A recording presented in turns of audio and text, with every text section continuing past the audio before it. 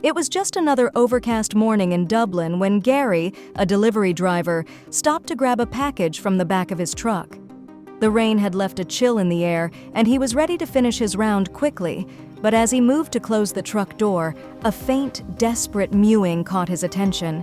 He paused, listening intently. The cry was weak and high-pitched, barely audible over the sounds of traffic. Scanning the area, Gary tracked the sound to an old dumpster by the side of the building. As he approached, he saw a flash of orange and white fur. There, just barely visible, was the tiny face of a kitten, its head impossibly stuck in the small drainage hole. The kitten's eyes were wide with terror, and its cries grew frantic as Gary knelt to assess the situation. The little creature was trembling, clearly exhausted from struggling to free itself. Gary's heart ached at the sight, but he knew he'd need help to get the kitten out safely. Luckily, an engineer working nearby noticed the commotion and came over to investigate. After a quick assessment, he nodded at Gary, understanding the gravity of the situation.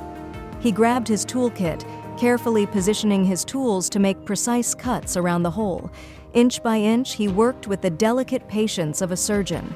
After what felt like an eternity, the kitten's head was freed from the dumpster, but the ordeal wasn't quite over. A rigid piece of plastic remained tightly lodged around her neck. As the kitten whimpered softly, the engineer carefully used another tool to ease it off without hurting her.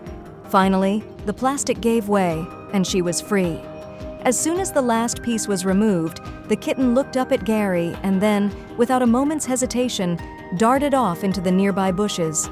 Gary sighed in relief, watching as she disappeared, hopeful she was heading back to her family.